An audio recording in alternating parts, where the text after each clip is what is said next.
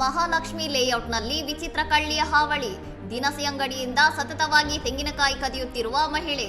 ನಾಗಪುರದಲ್ಲಿರುವ Shri Lakshmidevi rice corner ಎಂಬ ಅಂಗಡಿಯಲ್ಲಿ April 15ರ ಬೆಳಗಿನ ಜಾವ 3 ಗಂಟೆಗೆ ಮಹಿಳೆಯೊಬ್ಬರು ಸುಮಾರು 15 ತೆಂಗಿನಕಾಯಿಗಳನ್ನು ಕದ್ದು ಪರಾರಿಯಾಗಿದ್ದಾರೆ.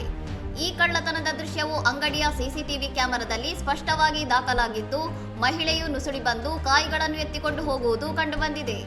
ಇದೇ ಮಹಿಳೆ ಈ ಹಿಂದೆಯೂ ಕೂಡ ಇದೇ ಅಂಗಡಿಯಿಂದ ತೆಂಗಿನಕಾಯಿಗಳನ್ನು ಕದ್ದಿದ್ದು, ಇದು ಆಕೆಯ ಹಳೆ ಅಭ್ಯಾಸ ಎಂದು ಅಂಗಡಿ ಮಾಲೀಕರು ಅಳಲು ತೋಡಿಕೊಂಡಿದ್ದಾರೆ. ಕಳ್ಳಿಯನ್ನು ಹಿಡಿಯಲು ಮಾಲೀಕರು 1 ವಾರದಿಂದ ಹದ್ದಿನ ಕಣ್ಣಿಟ್ಟು ಕಾದಿದ್ದರೂ ಸಹ ಆಕೆ ಮಾಲೀಕರ ಕಣ್ತಪ್ಪಿಸಿ ಪುನಃ ಕಳ್ಳತನ ಮಾಡುವಲ್ಲಿ ಯಶಸ್ವಿಯಾಗಿದ್ದಾಳೆ. ಪದೇ ಪದೇ ನಡೆಯುತ್ತಿರುವ ಈ ಸಣ್ಣ ಕಳ್ಳತನಗಳಿಂದ ಹೈರಾಣಾದ ಮಾಲೀಕರು ಮಹಾಲಕ್ಷ್ಮಿ ಲೇಔಟ್ ಪೊಲೀಸ್ ಠಾಣೆಯಲ್ಲಿ ದೂರು ದಾಖಲಿಸಿದ್ದು, ಸಿಸಿಟಿವಿ ಆಧಾರದ ಮೇಲೆ ತನಿಖೆ ನಡೆಯುತ್ತಿದೆ. ಇನ್ನಷ್ಟು ಸುದ್ದಿಗಳಿಗಾಗಿ ನೋಡ್ತಾ ಇರಿ ಸೌರಂ ಟಿವಿ.